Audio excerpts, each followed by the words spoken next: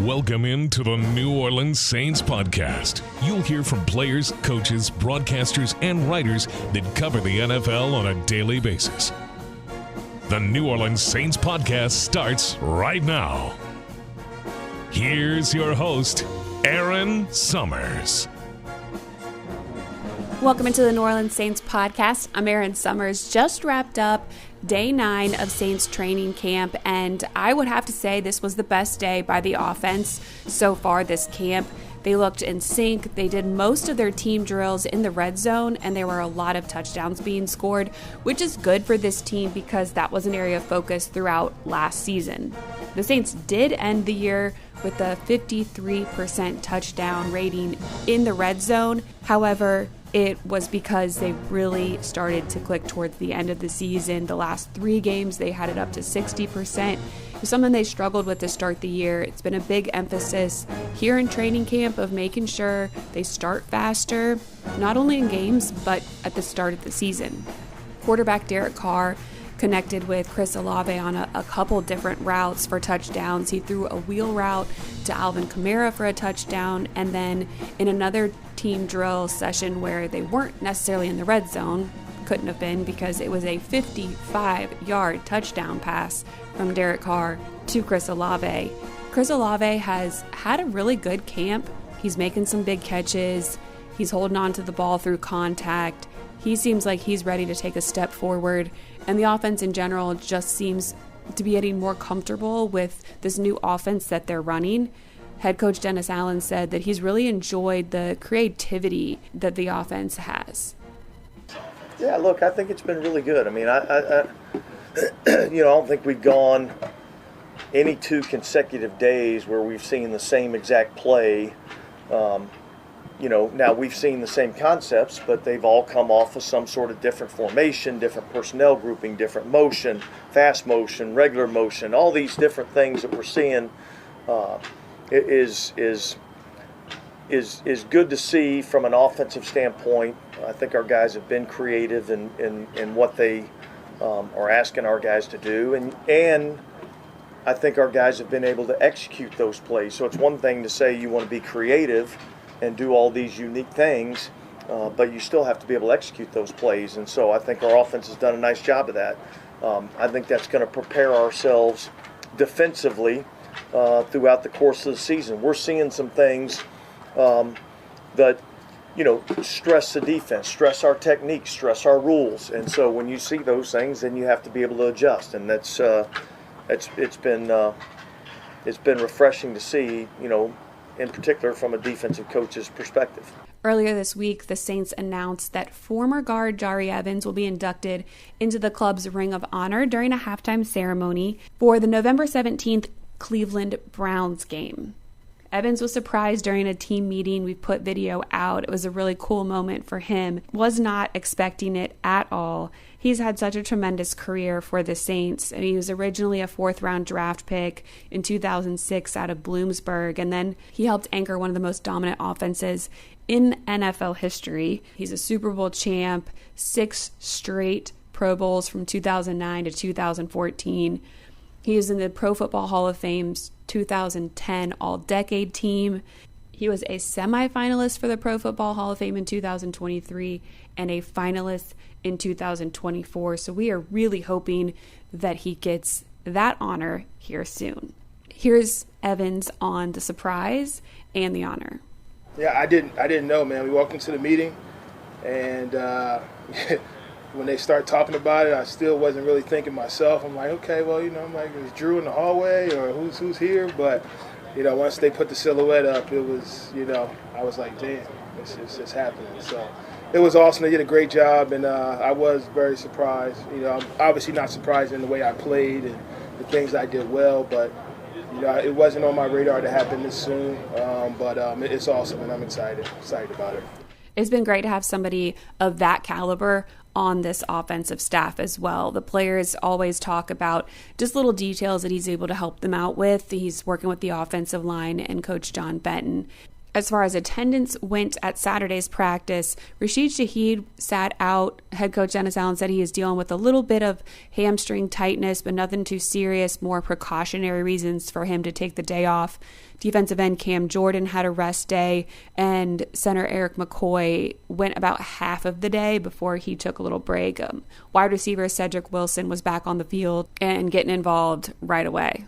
Now that we're 2 weeks into camp, the backup quarterback battle has really elevated. It's been interesting to see the progression from quarterback Spencer Rattler from when he first got here with the Saints as being out there with rookie minicamp to where he's at now. He looks a lot more confident in what he's doing, and he's making some great plays, great decisions out there. Quarterback Jake Haener has continued to be solid.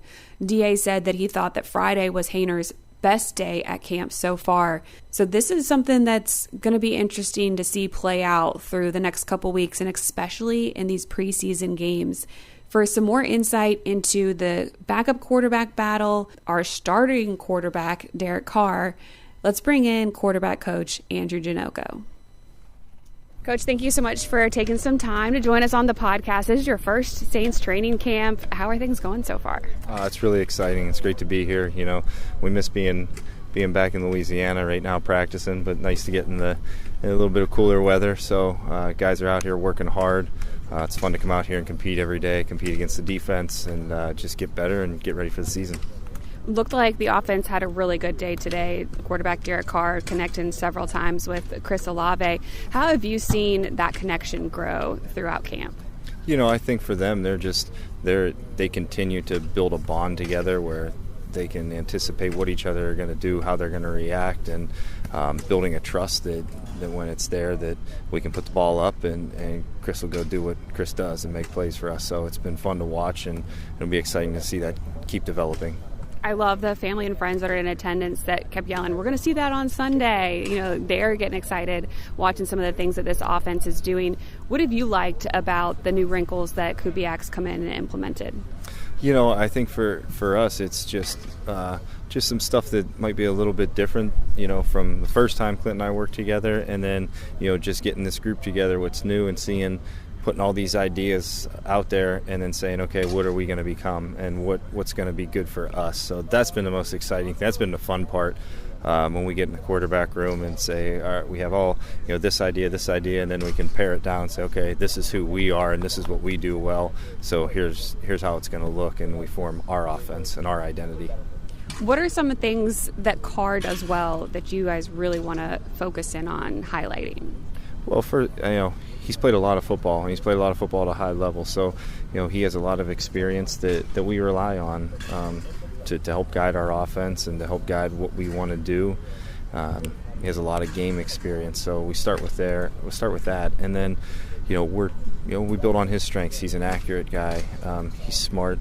He's an athletic guy, so we just try to lean on that, and then, you know, just help him out and give him a couple tools in his toolbox that, you know, maybe he hasn't used in a while, maybe hasn't pulled out, that he can sharpen and use to help to, you know, make our offense successful.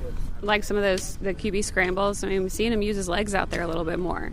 You know, that's one thing that he and I have had a lot of fun with talking about, and he assures me that he is athletic, and we've seen it. So it's been fun. It's been fun to see him create that next dimension of his game. So keep training that, keep working, and hopefully, you know, that'll pay dividends for us. The backup quarterback battle has been a fun one. You have Jake Haener that's coming in year 2, but Spencer Rattler has been somebody that the internet loves, at least. I know a lot of the fans love to see when he's done good things in camp.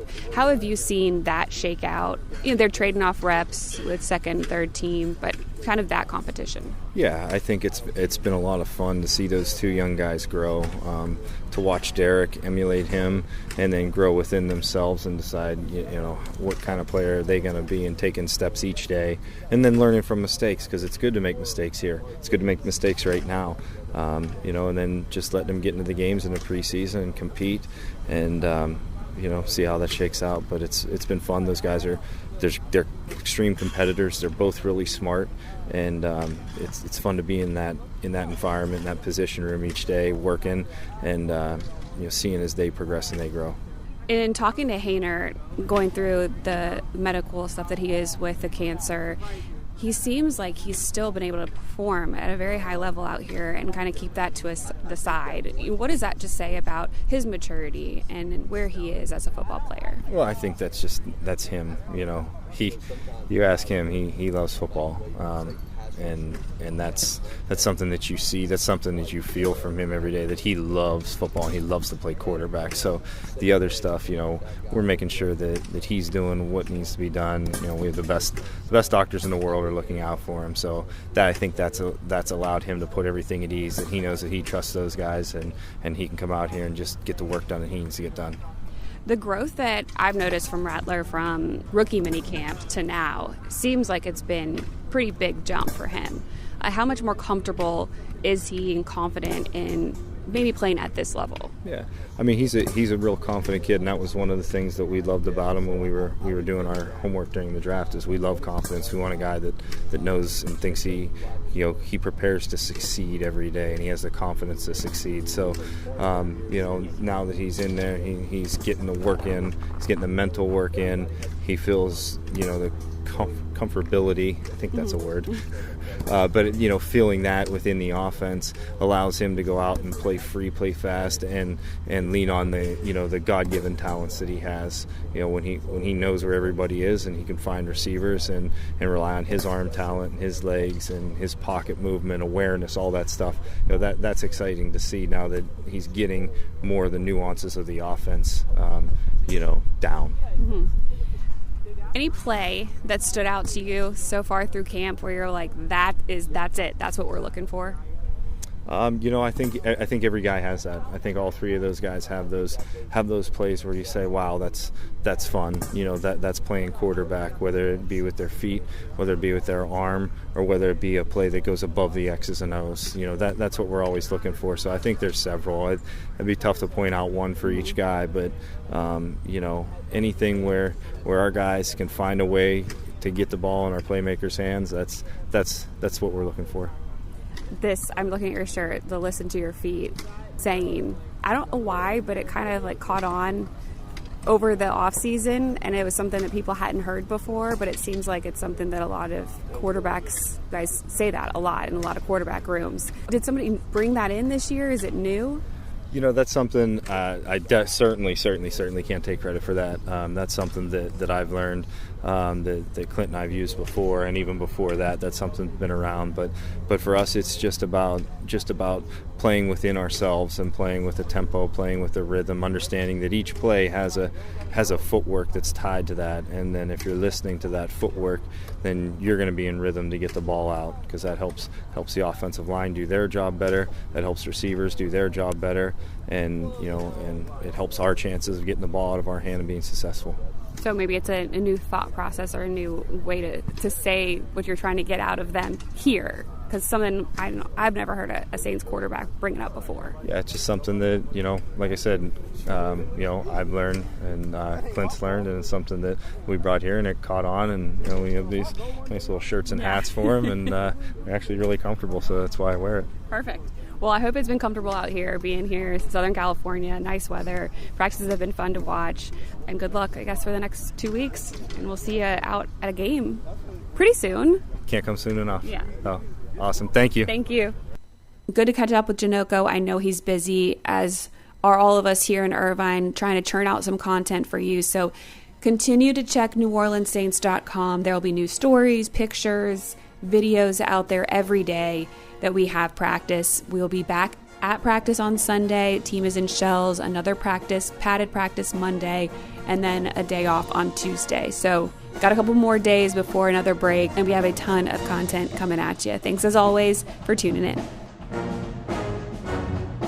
Thanks for listening to the New Orleans Saints podcast. Join us 3 times per week on NewOrleansSaints.com, the Saints mobile app, or you can download the podcast on iTunes. We'll see you next time, right here on the New Orleans Saints podcast.